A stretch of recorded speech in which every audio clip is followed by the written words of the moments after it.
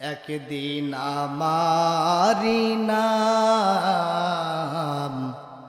মসজিদে হবে আলান।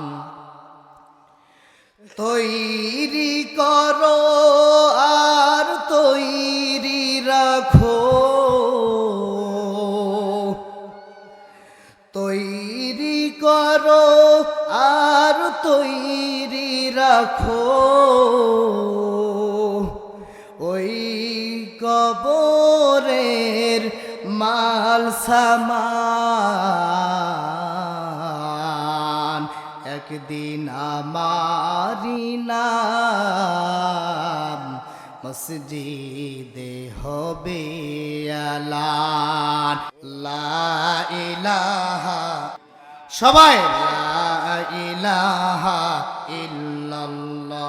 আল্লাহ তোমার মতো প্রিয় বন্ধু যার হৃদয়ে রয়, আল্লাহু আকবার, তাহার কি আর থাকতে পারে, তাহার কি আর থাকতে পারে চিন্তা মৃত্যুর ভয়। তোমার মতো প্রিয় বন্ধু যার হৃদয়ে রয়।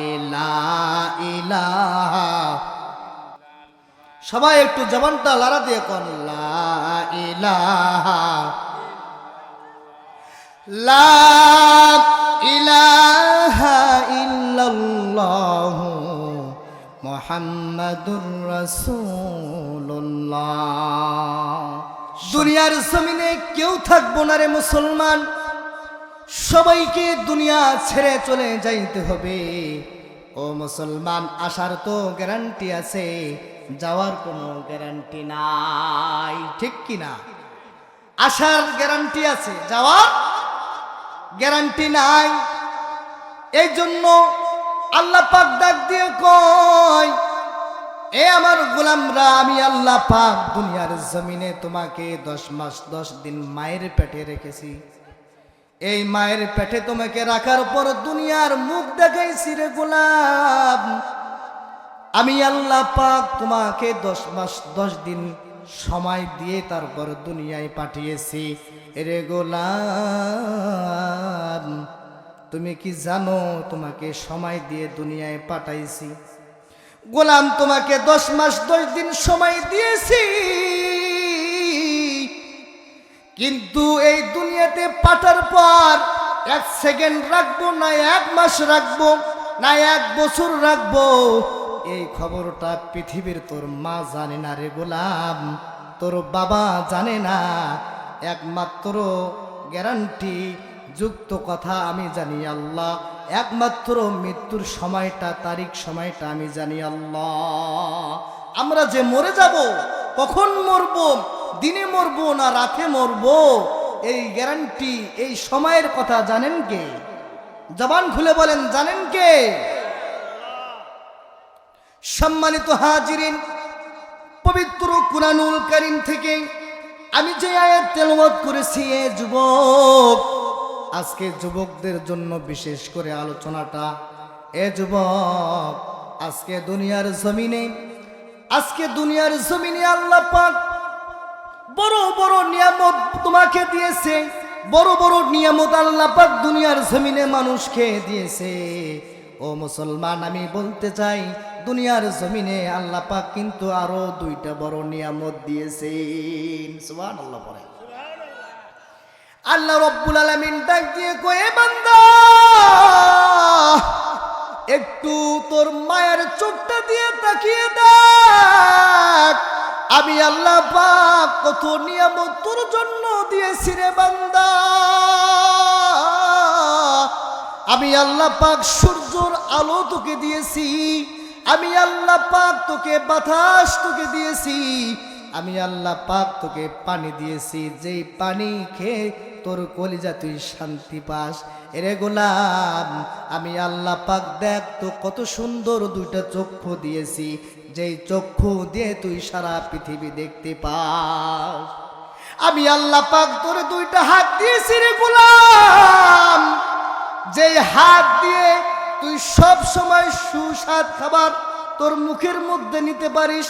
আমি আল্লাহ পাক তোকে এমন একটা জিহ্বা দিয়েছি, এই জিহ্বাটা দিয়ে তুই সকল প্রকার হালাল খাবারগুলোর স্বাদ নিতে পারিস। এ মুসলমান, আমি জিজ্ঞাসা করতে চাই, এত বড় নিয়ামত পাওয়ার পরও যেই গোলামগুলো আল্লাহ পাকের প্রশংসা আদায় করে না, আমি বলতে চাই মুসলমান, তারা কখনো মালিকের গোলাম হতে পারে না, ঠিক কি না? তারা একমাত্র যদি বন্ধু হয়, একমাত্র যদি ভাই হয়, তাহলে দেখবেন তাকিয়ে নমরুদ, ফেরাউন, আবু জেহেলের উত্তরসূরি কথা বলেন, ঠিক কিনা? এত বড় নিয়ামত পাইছো, এই গোলাম, নিয়ামত পাওয়ার পরও তুমি প্রশংসা আমার করো না। আমি আল্লাহ পাক জানো সেকেন্ডের মধ্যে তোমাকে অন্ধ করে দিতে পারি। আল্লাহ পারেন কি না? সেকেন্ডের মধ্যে আল্লাহ প্রতিবন্ধী করতে পারেন কি না? এ যুবক, আজকে তুমি এই নিজামপুর থেকে দিনাজপুরের উদ্দেশ্যে রওনা দিয়েছো, আল্লাহ চাইলে তোমার মায়ের কোলটা খালি করে দিতে পারেন কিনা? যুবক, আজকে নিয়ামত পাওয়ার পরও তুমি মালিকের প্রশংসা করো না। গোলাম, তুমি জানো তোমাকে আল্লাহ পাক এর থেকেও বড় দুইটা নিয়ামত দিয়েছে। আল্লাহ তাআলা ডাক দিয়ে কয়, গোলাম, আমি আল্লাহ তোরে হাজার হাজার নিয়ামত দিয়েছি। আমি আল্লাহ পাক যতগুলো মাখলুককে সৃষ্টি করেছি, এই গোলাম তার থেকে সর্বশ্রেষ্ঠ দামি মানুষ আমি আল্লাহ তোরে বানাইছি। আল্লাহু আকবার কর। সব থেকে দামি মানুষ আমি আল্লাহ তোরে বানাইছি। সুবহানাল্লাহ কবেন না? আমাদের দাম কম না বেশি? সম্মানিত হাজিরিন, আল্লাহ কয়, বান্দারে, আমি তোরে সবচাইতে দামি বানাইছি। বাকি যেগুলো মাখলুক আমি আল্লাহ সৃষ্টি করেছি, সবগুলো তোর গোলামির জন্য বানাইছি। আল্লাহু আকবার। তাহলে আল্লাহ কি বললেন? যে আমি তোরে সর্বশ্রেষ্ঠ বানাইছি, আর বাকি যেগুলোকে সৃষ্টি করেছি, যেগুলোকে বানাইছি, একমাত্র তোর গোলামি করার জন্য বানাইছি। আল্লাহু আকবার বলেন। সম্মানিত হাজিরিন, বোঝানোর চেষ্টা করবেন, আল্লাহ পাক কয়, যতগুলো মাখলুককে বানাইলাম তোর গোলামি করার জন্য, এ বান্দা, একমাত্র তুই আমার রবের গোলামি করবি। রবের গোলামি করবেন তো? রবের গোলামি করতে যে যদি আপনার জীবন চলে যায়, জীবন দিতে রাজি আছেন তো? যদি আপনি রবের পথে চলতে যে আপনার জীবনটা যদি চলে যায়, আপনার রবের পথে চলতে যে যদি আপনার মা বাবাকে ছাড়তে হয়, রবের পথে চলতে যে যদি আপনার স্ত্রী সন্তানকে ছাড়তে হয়, আপনি রাজি আছেন তো? ইনশাআল্লাহ। সম্মানিত হাজিরিন, রবের পথে যদি চলতে যায় আপনার জীবন চলে যায়, এ যুবক, আল্লাহ পাক ডাক দিয়ে কয়, বান্দারে, যদি তুমি আমাকে রব হিসাবে স্বীকার করো, তাহলে তোমার কোনো ভয় থাকবে না, তোমার কোনো চিন্তা থাকবে না। আমি আল্লাহ পাক তোমার সঙ্গে সাথী হয়ে যাব। আল্লাহ রব্বুল আলামিন ডাক দিয়ে কয়, ইন্নাল্লাযীনা ক্বালু রব্বুনাল্লাহ সুম্মা ইসতাকামু ফালা খাউফুন আলাইহিম ওয়ালা হুম ইয়াহজানুন।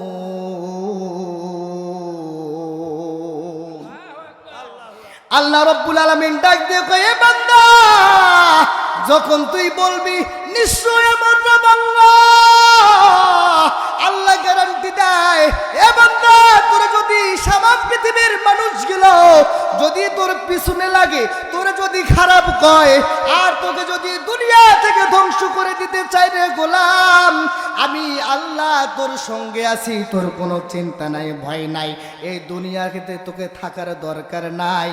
ও গোলাম, আমি আল্লাহ জান্নাত বানাইছি, তোর জন্য জান্নাত অপেক্ষা করতেছি। আল্লাহ, জান্নাতে যেতে চান তো? ইনশাআল্লাহ। এই দুনিয়া আমাদের কি চিরস্থায়ী না ক্ষণস্থায়ী? তাহলে আমরা দুনিয়াতে থাকতে চাই না, আমরা জান্নাতে যেতে চাই। কথা বলেন ঠিক কিনা? মায়া ঘেরা রঙিন এই পৃথিবী নয়তো সুখের খনি, ঠিক কিনা? এটা কি শোনা যায়? শোনা যায়? শুনবেন তো? জান্নাত চির সুখের ঘর, জান্নাত চির সুখের ঘর। যদি জানতে ওগো তুমি, ও মায়া ঘেরা রঙিন এই পৃথিবী, নয়তো সুখের খনি। একটু মারহাবা কোন।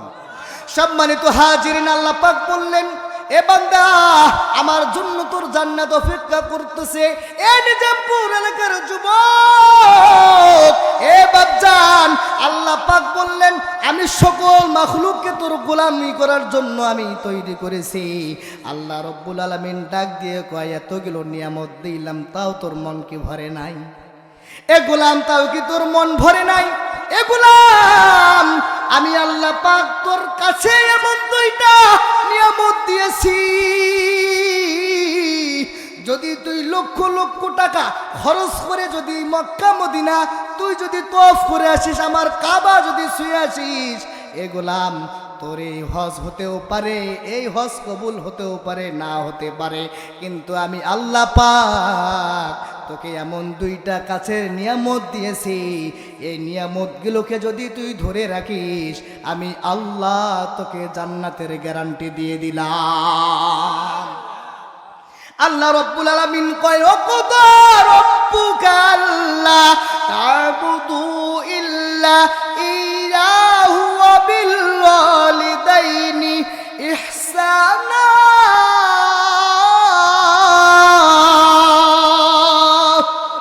আল্লাহ রব্বুল আলামিন কয়, এ বান্দা, একমাত্র আমার রবের ইবাদত করবি রে গোলাম, কারো ইবাদত করা যাবে না, একমাত্র ইবাদত করতে হবে। জবান খুলে বলেন কার? পরের আয়াতে আল্লাহ পাক বলেন, ইম্মা ইয়াবলুগান্না ইনদাকাল কিবারা আহাদুহুমা আও কিলাহুমা ফালা তাকুল লাহুমা উফিন ওয়ালা তানহারহুমা ওয়া কুল লাহুমা কওলান কারীমা।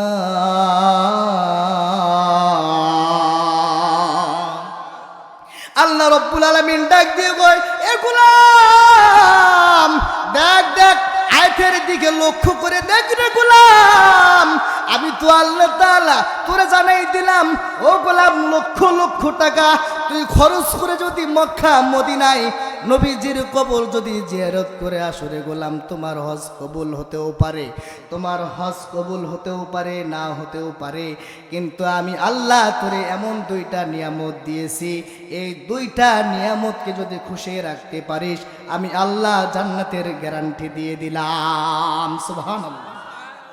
এই দুইটা নিয়ামত শুনবেন তো কারা? শুনবেন তো? এই দুইটা নিয়ামত হলো, এক নাম্বার মা, সুবহানাল্লাহ, দুই নাম্বার হলো বাবা। আল্লাহ পাক সন্তানের বেহেশত কোথায় রেখেছেন? জবান খুলে বলেন। মায়ের পায়ের নিচে সন্তানের কি বিশ্বাস হয়? হয় বিশ্বাস? সম্মানিত হাজিরিন, এই ব্যাপারে আল্লাহ পাক কয়, তোমার মায়ের পায়ের নিচে আমি জান্নাত রেখে দিলাম রে গোলাম। তাহলে একটু চিন্তা করে দেখো, তোমাকে কেমন দুইটা নিয়ামত দিয়েছি। এ যুবক, আজকে সমাজের মাঝে আল্লাহ পাক এই দুইটা নিয়ামতকে এত দামি বানিয়েছে, কিন্তু আল্লাহ পাক বলে আজকে সমাজের মাঝে, আজকে যুবকদের মাঝে এই দুইটা নিয়ামতকে আমরা সম্মান করি না, এই দুইটা নিয়ামতকে আমরা দাম দেই না। আজকে দেখবেন দুনিয়াতে বড় অপমান, এক নাম্বার হলো মা, দুই নাম্বার হলো বাবা। সন্তানকে কষ্ট করে ছোট থেকে মানুষ করলো, সেই সন্তান মাকে মা বলে ডাকে না, সেই সন্তান বাবাকে বাবা বলে ডাকে না, সেই সন্তান মাকে বুড়ি বলে ডাকে আর বাবাকে বুড়া বলে। তোর মতো কুলাঙ্গার সন্তান কে গলা টিপে দুনিয়া থেকে বিদায় করে দেওয়া দরকার। যেই মা তোরে এত কষ্ট করে 10 মাস 10 দিন পেটে রাখলো রে যুবক, তুই কি জানিস তোর মা যখন তোকে পেটে রেখেছে তোর মা কত কষ্ট করেছে যুবক? এ যুবক, তোর কি একটু মনে হয় না তোর মার পেটের মধ্যে তুই কত যন্ত্রণা করেছিস রে যুবক? যখন তোর মা তোকে দুনিয়াতে আসার সময় হয়ে গিয়েছিল, যখন তোর সময় কাছাকাছি চলে আসছিল, তোর মা দুনিয়াতে দুনিয়া মনে করে নাই, মনে করেছে যে দুনিয়ায় মনে হয় আর আমি থাকতে পারবো না। যুবক, আজকে তুমি মনে করো যে আমার মা কি না হয় জানে কি কষ্ট করেছে আমার জন্য। কিছু কিছু যুবক বলে আমার জীবনটা ধ্বংস করছিস তুই মা আর তুই বাবা, ঠিক কি না? বলে তুই মা আর তুই বাবাই আমার জীবনটা শেষ করছিস। এ যুবক, তোর মাকে যখন তুই হারিয়ে ফেলবি, মনে করবি সারা পৃথিবীটা তোর জন্য অন্ধকার। যার মা নাই সে বোঝে মা দামটা কত, যার বাবা নাই সে বোঝে বাবার দামটা কত। কথা বলেন ঠিক কিনা? একটা মানুষের গায়ের তাপমাত্রা যদি 40 থেকে 45 পর্যন্ত উঠে যায়, কত? 40 থেকে 45। যুবক, তোমার গায়ে যদি তাপমাত্রা উঠে যায়, তাহলে সেই যুবক, সেই মানুষটা দুনিয়ার থেকে হয়তো চলে যাবে, না হয়তো বেহুশ হয়ে পড়ে যাবে। একটু গভীর মনোযোগ দিয়ে করে শোনো যুবক, 40 থেকে 45 তাপমাত্রা যদি তোমার উঠে, তাহলে সেই যুবক দুনিয়াতে বেহুশ হয়ে পড়ে যাবে। মারা যাওয়ারও গ্যারান্টি আছে না নাই?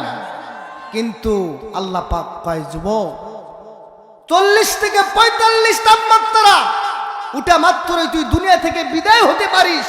কিন্তু তোর মা যখন তোকে দুনিয়াতে পেশাব করেছে, তখন তোর মায়ের গায়ের তাপমাত্রাটা ছিল 55 থেকে 60। একটু আওয়াজ করে বলেন না সুবহানাল্লাহ। একটা মানুষ 45 থেকে 40 পর্যন্ত তাপমাত্রা থাকলে বেহুশ হতে যাবে, মারাও যাইতে পারে, গ্যারান্টি দিচ্ছেন কে? কিন্তু তুমি আমি যখন হয়েছি, তখন ওই মায়ের গায়ে তাপমাত্রা ছিল 55 আর 60। একটু চিন্তা করে বিবেকটা খাটিয়ে দেখ তোর মা সেই সময় কেমন কষ্টটা না পেয়েছিল। এমনি তোর মায়ের পায়ের নিচে জান্নাত রেখেছে, তুই বুঝতে পারিস না। যুবক, মাকে কি কষ্ট দেওয়া যাবে? বাবাকে কষ্ট দেওয়া যাবে? মা হলো অমূল্য ধন। কি? আরো জোরে বলেন, মা কি? মা হলো অমূল্য ধন, যার নাই সে বোঝে। এই জগতে সবই আছে, নেই শুধু মা। মানি আমার শুধু, মানি আমার। একটু মারহাবা কম। সব ছেলেরা ডাকে তাদের মাকে মা বলে, আমি ডাকি মা গো তুমি গেছো যে চলে। আমার মতো হতভাগা নেই তো আর কেহ আর। মানি আমার শুধু, মানি আমার। একটু মারহাবা কম। যুবক ভাইরা রে, গভীর মনোযোগ দাও। যার মা নাই সে বুঝে। আজকে মা মা বলে ডাকে, মা মা বলে দরজায় ডাকে, মাকে আর মা বলে যখন ডাকে, মায়ের আওয়াজটা পায় না যুবক। এ যুবক, অনেকে মা হারিয়ে ফেলেছে, বাবা হারিয়ে ফেলেছে। একটু জিজ্ঞাসা করে বলিও তো ভাই, যখন রাতের বেলায় আমি আমার মাকে মা বলে ডাকি, আমি তো শান্তি পাই। আর তুমি যখন তোমার মাকে মা বলে ডাকো, তোমার মা যখন সাড়া দেয় না, তোমারে কেমন কষ্ট লাগে? ওই যুবক সঙ্গে সঙ্গে উত্তর দিবে, ভাই এই কষ্টের কথা আমি আমার ভিতর থেকে, আমার অন্তর থেকে বলতে পারবো না। তবে এতটুক বলি ভাই, যখন আমার মাকে মা বলে ডাকি, আমার মা সাড়া দেয় না, আমার কলিজাটা ফেটে যায়। যুবক ভাইরা রে, গভীর মনোযোগ। মাকে কখনো কষ্ট দিও না রে যুবক, বাবাকে কখনো কষ্ট দিও না। আল্লাহর পয়গম্বর কয়, উম্মতেরা রে, এই উম্মতেরা গো, একটা কথা আমি নবী পয়গম্বর তোমাদেরকে সাবধান করে দিয়ে যাইতেছি। উম্মত শোনো শোনো, আল্লাহর পয়গম্বর বলেছে তোমার বাবা যদি কাফেরও হয় তারপরও তোমার বাবা, ঠিক কি না? তোমার বাবা যদি মুশরিক হয় তারপরও তোমার বাবা। আল্লাহর পয়গম্বর কয় উম্মতেরা রে, তোমার মা যদি জঘন্য হয়, আল্লাহর পয়গম্বর কয় তোমার মা যদি বেশ্যাও হয় তারপরেও তোমার মা, ঠিক কি না? তোমার মা জঘন্য, তোমার মা আজকে এই দুনিয়াতে তার চরিত্র খারাপ, সে একটা চরিত্রহীন নারী, তোমার মার নামে কত সমালোচনা, তোমার মায়ের নামে আজকে পাড়া প্রতিবেশী কত কথা বলে। তোমার মা, আল্লাহ রসুল এমনও উলামায়ে কেরাম এমনও ভাবে উল্লেখ করেছেন যদি বেশ্যাও হয় তারপরেও তোমার মা। তোমার মা যদি শব্দটা ব্যবহার করে, আমি আল্লাহ জান্নাতের দুয়ারটা বন্ধ করে দিব। আওয়াজ করে বলেন নাউজুবিল্লাহ। দুয়ার বন্ধ করবেন কে? তাহলে বোঝা গেল বাবা যদি কাফেরও হয় আর মা যত দুনিয়াতে সর্বশ্রেষ্ঠ জঘন্য হয় তারপরে মাকে কখনো কষ্ট দেওয়া যাবে না। গ্যারান্টি দিয়েছেন কে? জাহান্নাম তোমার জন্য ওয়াজিব, জান্নাত হারাম করে দিবেন কে? সম্মানিত হাজিরিন, আল্লাহ পাক এই জন্য কয় উফি ওয়ালা তানহারুমা ওয়া কুল লাহুমা কওলান কারীমা।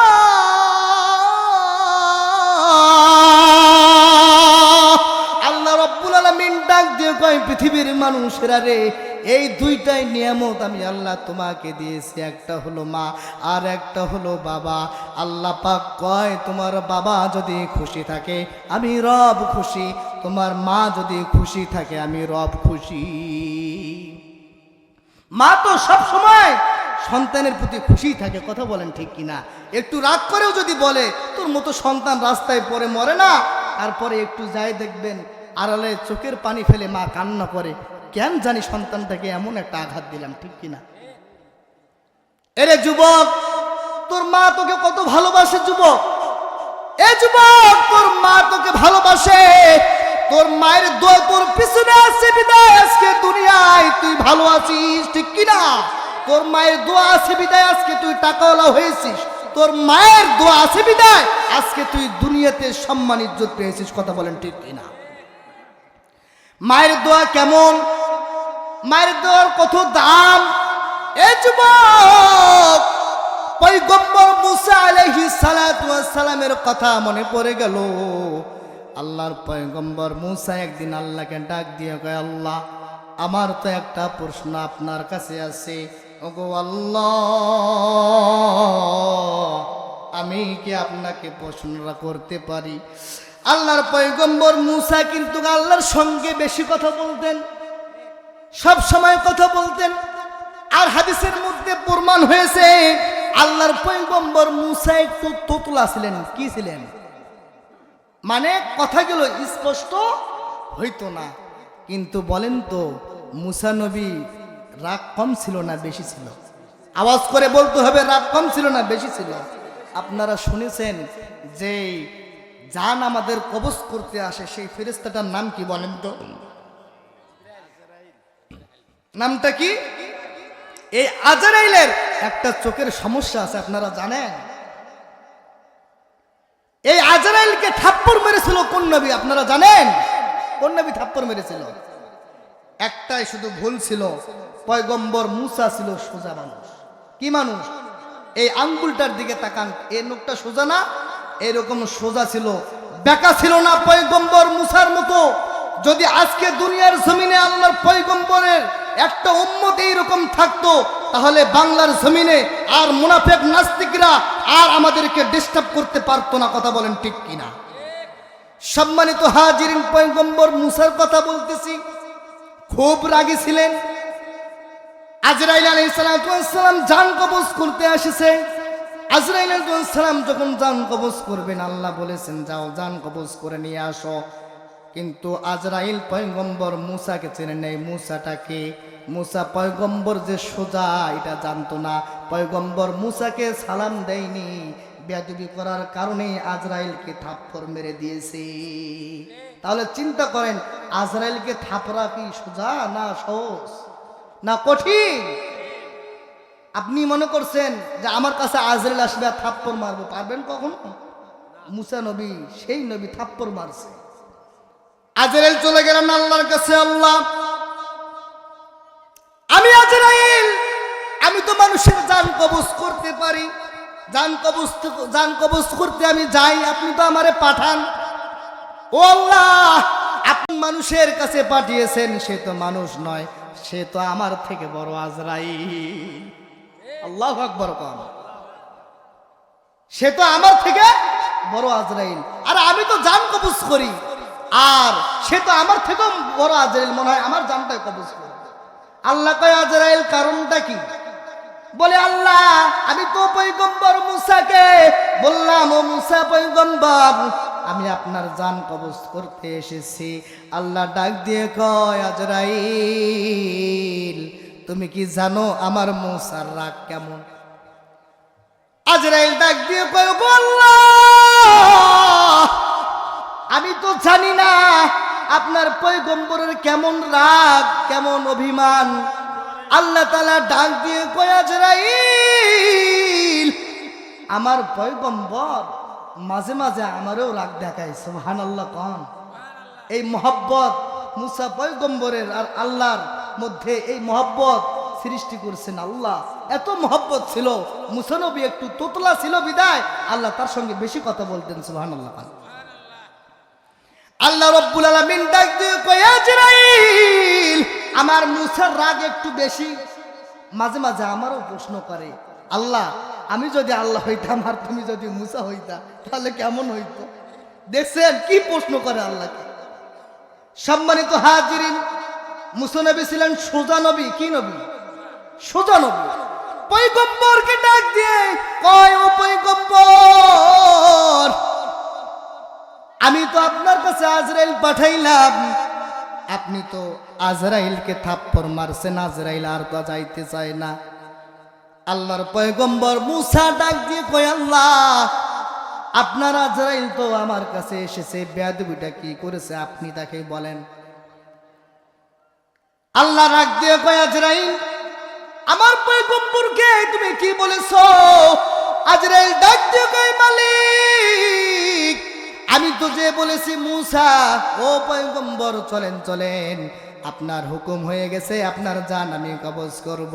আল্লাহ ডাক দিয়ে কয় আজরাইল না রে না না, আমার মুসা একটু সোজা নবী, আমার মুসা নবীকে কি তুই সালাম দিয়েছিলি? বলছে আল্লাহ আমার তো এটা মনে ছিল না, এই জন্য তুই থাপ্পড় খেয়েছিস, বেয়াদবি করছিস, বিরাট থাপ্পড় মারছিস।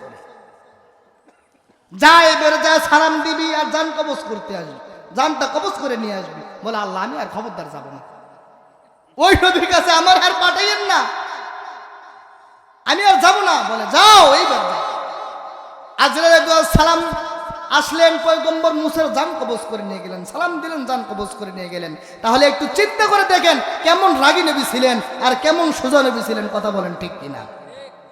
সম্মানিত হাজিরিন, যেই পয়গম্বর মুসার কথা বলতেছিলাম, পয়গম্বর মুসা আল্লাহকে একদিন প্রশ্ন করলো, আল্লাহ ও মালিক আপনাকে আমার একটা প্রশ্ন বাকি আছে, করতে পারি? আল্লাহ তাআলা ডাক দিয়ে কয় মুসা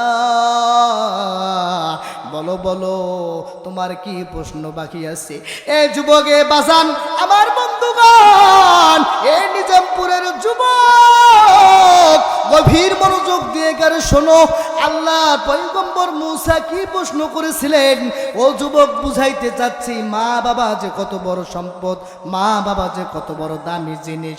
মায়ের দোয়া কেমন জানো যুবক? মায়ের দোয়ায় আজকে তুমি সুস্থ আছো, মায়ের দোয়ায় আজকে তুমি টাকাওয়ালা হয়েছো, মায়ের দোয়ায় আজকে তুমি ধনী হয়েছো, মায়ের দোয়ায় আজকে তুমি দুনিয়াতে সম্মান পেয়েছো, ঠিক কিনা? আল্লাহর পয়গম্বর মুসা যখন আল্লাহকে বললেন, আল্লাহ ও আল্লাহ তোমার কাছে যে প্রশ্নটা আছে আমার বাকি বলতে পারি। আল্লাহ বলে বলো বলো। ওগো আল্লাহ আমি তো জান্নাতে যাব, আমার সঙ্গে জান্নাতের সঙ্গী যাকে হবে আমার সঙ্গীটাকে আমি দেখতে চাই, আমার সঙ্গে জান্নাতে কোন ব্যক্তিটা থাকবে। আল্লাহ রব্বুল আলামিন চুপ হয়ে গেলেন। কেমনে রে মুসা রে, কই মুসা তোর সঙ্গে একজন কাসাই জান্নাতে থাকবে। সুবহানাল্লাহ। কে থাকবে? কাসাই বুঝেন? যারা গোশত বিক্রি করে তাদেরকে কাসাই বলে। আল্লাহর পয়গম্বর বলেন, আল্লাহ প্রশ্ন করলাম জবাব তো দিলেন না, জলদি জবাবটা দিয়ে দেন। আল্লাহ রব্বুল আলামিন ডাক দিয়ে কয়, মুসা ও পয়গম্বর আপনি মন খারাপ করবেন না, আপনার সাথে আমি একটা কাসাইরে জান্নাতে সঙ্গী করে দিব। আল্লাহর পয়গম্বর মুসার মনটা একটু ভীষণ খারাপ হয়ে গেল। আল্লাহর পয়গম্বর ডাক দিয়ে কয়, ও আল্লাহ আপনি আমাকে দেখে দেন সেই কাসাইটাকে, আমি কাসাইটাকে দেখতে চাই। আল্লাহ রব্বুল আলামিন ডাক দিয়ে কয়, মুসা এখন থেকেই তুমি তালাশ করা শুরু করো, তুমি সেই কাসাইকে পেয়ে যাবা। আল্লাহু আকবার। পয়গম্বর মুসা তালাশ করা শুরু করলেন। হঠাৎ করে একদিন দেখলেন অনেক দিন ধরে কাসাইকে খুঁজে, কাসাইকে পায় না। একদিন চোখের মধ্যে পড়ে গেল মুয়াজ্জিন যখন আজান দেয়, আল্লাহু আকবার আল্লাহু আকবার, আল্লাহু আকবার বলেন। যখন মুয়াজ্জিন মাইকের মধ্যে আজান দেয়, এইভাবে যখন এই আল্লাহু আকবার আল্লাহু আকবার এই আওয়াজটা পড়ে গেছে, মুসা পয়গম্বরের চোখ পড়ে গেছে কাসাইয়ের দিকে। দেখে কাসাই তার ছুরিটারে উপরে উঠাইছে, জমিনের উপর উঠাইছে, জমিনের নিচে দেয় নাই, জমিনের উপর থেকে ছুরিটা ফেলে দিয়েছে। মুসা পয়গম্বর টার্গেট করে ফেলেছে, হয়তো এই কাসাইটাই আমার সঙ্গে জান্নাতে যাবে। সুবহানাল্লাহ। আল্লাহর পয়গম্বর টার্গেট করলেন, পরিচয় দিলেন না, কাসাইয়ের কাছে গেলেন, ভাই আমি মুসাফির বহু দূর থেকে এসেছি, তোমার সঙ্গে কি আজকে রাতটা কাটাইতে পারি? কাসাই বললেন, ভাই চলেন নামাজটা পড়ে আসি, অবশ্যই আপনি আমার সঙ্গে থাকতে পারবেন, সমস্যা নাই, আমি আপনাকে জায়গা করে দিব। সুবহানাল্লাহ। পয়গম্বর মুসা কয়, এই কাসাইটাই হবে আমার জান্নাতের সাথী মনে হয়, দেখি একটু পরীক্ষা করে। কাসাই আসলেন নামাজ পড়ে, সালাত আদায় করে, আর দেখলেন বাকি জায়গায় ব্যবসা করতেছেন। পাশে একটা মুসলমান একটা পলিথিন রেখে দিয়েছে, ভালো ভালো কলিজা ফেফসাগুলো ওখানে ঢুকায়। পয়গম্বর মুসা কয়, কি রে কারণটা কি? ভালো ভালো গুলো ওখানে ঢুকায়, কারণটা কি? এই কাসাই ও পয়গম্বর তাকিয়ে আছে কাসাইটার দিকে। পয়গম্বর তো অবাক হয়ে গেছে, মুসা কি ব্যাপার বুঝি না, অন্য পলিথিনে কেন কলিজা গেল, কেন ব্যবসা গেল ঢুকায়। যখন ব্যবসা শেষ হয়ে গেল, কাসাইটা পয়গম্বর মুসাকে নিয়ে গেলেন বাসার মধ্যে। দরজার মধ্যে যায় কয়, আপনি এখানে দাঁড়ান। এ মুসাফির ভাই, বাসার মধ্যে আমার মা অসুস্থ, দাঁড়ান একটু খবরটা নেই, আমার মা কি অবস্থায় আছে, আমার মাকে দেখে আসি, আপনাকে আমি রিসিভ করব। আল্লাহর পয়গম্বর দাঁড়িয়ে আছে, কাসাই বাসার মধ্যে ঢুকছে। মা কই, সন্তান আজকে কেন দেরি হয়ে গেল রে বাবা, আমাকে খিদা লেগে গেছে রে সন্তান, জলদি আমার জন্য একটু খাবারের ব্যবস্থা কর। ওই কাসাই জানতো না মুসা পয়গম্বর দরজার মধ্যে দাঁড়িয়ে আছে, মুসাফির মানুষ, আল্লাহর পয়গম্বর দাঁড়িয়ে আছে এটা জানতো না। কাসাই যখন শুনেছে মা খিদা লেগে গেছে, মায়ের জন্য রান্না করে সুন্দর করে মাকে খাওয়াই দিতেছে, পয়গম্বর মুসা জানালার কাছে চলে গেছে। আল্লাহু আকবার। কারণটা কি, ব্যাপার কি? কাসাই ঢুকলো, বাইর হয় না, কারণ কি? আল্লাহর পয়গম্বর জানালার কাছে চলে গেল। এ যুবক, এ নিজামপুর এলাকার মানুষেরা রে, গভীর মনোযোগ দিয়ে করে বুঝবেন, এই কাসাই যখন মাকে ভাতটা খাওয়াই দেয়, অসুস্থ মা চোখের পানিগুলো ফেলে ফেলে কান্না করে আর ডাক দিয়ে কয়, সন্তান আমি দোয়া করি আল্লাহ যেন তোরে মুসার সঙ্গে জান্নাতে রেখে দেয়। আল্লাহু আকবার। যখন মুসা পয়গম্বর এই কথা শুনতে পেয়েছেন, মুসা পয়গম্বর বলছে, এই কাসাই হবে আমার জান্নাতের সাথী। সুবহানাল্লাহ। কোন এ যুবক, বুঝানোর কথা বললাম, কেন বললাম যুবক? এ যুবক, মায়ের দোয়া কত দাম। আজকে দেখো স্টেজের মধ্যে তাকাইয়া, আজকে দেখো আশরাফুল ইসলাম আইয়ুবী, আজকে দেখো ব্যানারের মধ্যে নাম মাওলানা হারুনুর রশিদ দিনাজপুরি, আজকে দেখো আরিফুল ইসলাম আরিফি, আজকে দেখো সাকিব আল হোসাইনি, আজকে দেখো তাকাইয়া কত উলামায়ে কিরাম, কত মাওলানা, কত হাফেজ। এ যুবক, এরা দুনিয়াতে এমনি এমনি হাফেজ হতে পারে নাই, এরা দুনিয়াতে এমনি এমনি মাওলানা হতে পারে নাই। যুবক, এদেরকে একটু জিজ্ঞাসা করে বলিও, এদেরকে একটু জিজ্ঞাসা করে দেখিও। যখন বলবা যে ভাই আপনি যে হাফেজ হইলেন, মাওলানা হইলেন, ওগো ভাই আপনার পিছনে সব থেকে বড় অবদানটা কার ছিল? বড় ভালোবাসা মহব্বতটা কার ছিল? আপনি যে এতদূর এগিয়ে গেলেন, আপনার পিছনে কার দোয়াটা ছিল? সর্বপ্রথম তারা এক বাক্যে তারা আওয়াজ করে বলবে, 1 নাম্বার ছিল আমার মা, আর 2 নাম্বার ছিল আমার বাবা। সুবহানাল্লাহ।